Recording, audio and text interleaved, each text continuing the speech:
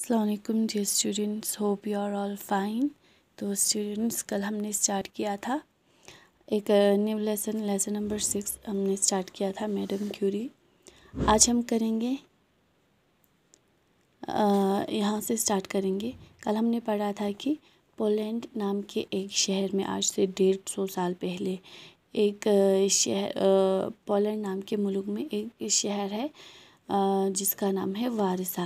وہاں کی ایک لڑکی کے بارے میں ہم بات کر رہے تھے کہ وہاں پہ ایک چھوٹی سی لڑکی جو ہے اپنے باپ کی الماری جھانک رہے ہیں، اور وہاں پہ اس نے کئی سارے عجیب اور خوبصورت انہوں نے سامان دیکھے، تو وہ اپنے باپ سے پوچھتے ہیں کہ یہ سارے سامان کیا ہے، تو اس کی باپ جو ہے اسے کہتے ہیں کہ یہ سارے علم طبیعت کے سامان ہیں۔ تو آج یہاں سے آگے کریں گے کہ علم طبیعت کیا ہوتا ہے۔ تو لڑکی نے بولے پن سے پوچھا، اس لڑکی نے اپنے ابا سے پوچھا کہ علم طبیعت کیا ہوتا ہے۔ جس علم کے ذریعے قدرت کی بنائی ہوئی چیزوں کی حقیقت معلوم کی جاتی ہے اس کو علم طبیعت کہتے ہیں، باپ نے جواب دیا۔ جب اس کی بیٹی نے پوچھا کہ علم طبیعت کیا ہوتا ہے، تو اس کے باپ نے جواب دیا کہ جس علم کے ذریعے قدرت کی بنائی ہوئی چیزوں کی حقیقت معلوم کی جاتی ہے اس کو کیا کہتے ہیں؟ علم طبیعت کہتے ہیں، باپ نے جواب دیا۔ تو باپ نے اس کو جواب دیا کہ یہ ہوتا ہے علم طبیعت، جس سے کہ قدرت کی بنی ہوئی چیزوں کی نیچرل تھنگس کی حقیقت معلوم کی جاتی ہے۔ جانتے ہو یہ لڑکی کون تھی؟ یہ تھی مانیا، جو بعد میں میڈم کیوری کے نام سے مشہور ہوئے۔ اور یہ لڑکی کون تھی؟ جانتے ہو کہ یہ لڑکی کون تھی؟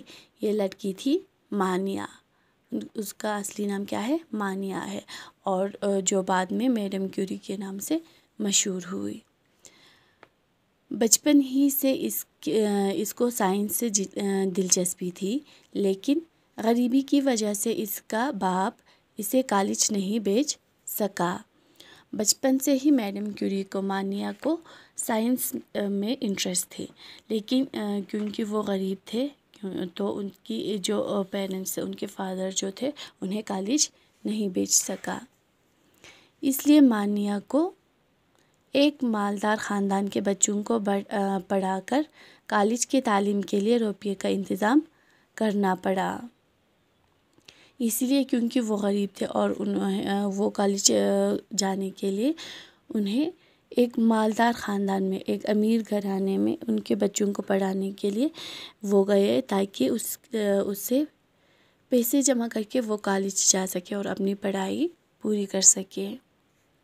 اس کے بعد سائنس کی اعلیٰ تعلیم کے لیے مانیا پیرس چلی گئی، اور پھر جب اس کے پاس بہت سارے پیسے آئے تو وہ سائنس کی تعلیم کے لیے کہاں گئے؟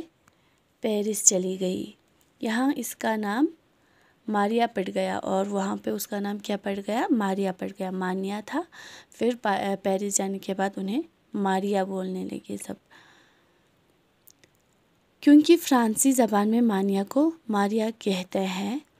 اب ماریا سائنس میں MSc کے امتحان کی تیاری کرنے لگی، اور کیونکہ وہاں پہ فرانس میں مانیا کو ماریا کہا جاتا ہے تو وہاں پہ اس کا نام ماریا کہنے لگی، اور وہاں پہ انہوں نے MSc کے امتحان کی، MSc کے ایگزام کی تیاری کی۔ اس کا زیادہ تر وقت یونیورسٹی کے تجربہ گاہ میں ہی گزارتا، اور اس کا زیادہ تر ٹائم وہ لیبارٹری جسے ہم کہتے ہیں، تو تجربہ گاہ میں ہی، وہ یونیورسٹی کے تجربہ گاہ میں ہی اپنا زیادہ تر وقت گزارتا تھا۔ وہ تجربہ گاہ کی بٹی میں مٹی کے برتنوں میں کوئی نہ کوئی دھات پگھلا کر تجربہ میں مشغول رہتی، اور وہ کیا کرتے تھے؟ وہ لیبارٹری میں جاتے تھے، یعنی کہ تجربہ گاہ میں جاتے تھے اپنی یونیورسٹی کے، اور وہاں پہ وہ جو باٹی ہوتا ہے، لیمپ ہوتا ہے، وہاں پہ مٹی کے برتنوں میں دھات، ہم کہیں گے میٹل پگھلا کر تجربے کرتے تھے، ایکسپیریمنٹ کرتے تھے، اور اپنے ایکسپیریمنٹ میں وہ مشغول رہتی تھی۔ اس کے چہرے پر کبھی امید کی چمک آ جاتی اور کبھی نا امیدی کی جھلک. کبھی اس کے چہرے پر امیدی کی ایک ہوپ کی چمک آ جاتی اور کبھی نا امیدی کی جھلک آ جاتی، لیکن وہ پھر نئے حوصلے کے ساتھ اپنے کام میں لگ جاتی. لیکن وہ اپنی ہمت نہیں ہارتی. کبھی اس سے وہ جو ایکسپیریمنٹ کر رہے ہوتے ہیں وہ پورا ہوتا ہے، وہ کمپلیٹ ہوتا ہے، اس سے اسے کچھ یعنی کہ جو وہ دیکھنا چاہتے تھے وہ ملتا ہے، یعنی کہ اس کی چہرے پہ پھر امید کی چمک آ جاتی ہے کہ ہاں یہ کمپلیٹ ہوگا. اور کبھی اس سے جو وہ ایکسپیریمنٹ کرتے ہیں وہ فیل بھی ہوتا ہے، وہ ناکامیاب بھی ہوتا ہے، اس کا جو ایکسپیریمنٹ ہے وہ پورا بھی نہیں ہوتا ہے، تو نا امیدی کی جھلک بھی اس کے چہرے پہ نظر آتا ہے. لیکن وہ اپنے حوصلہ نہیں ہارتے ہے اور وہ نئے حوصلے کے ساتھ اپنے کام میں لگ جاتی ہے کہ اگر فیل ہوئے تو کیا ہوا، دوبارہ کرنے سے پورا ہوگا.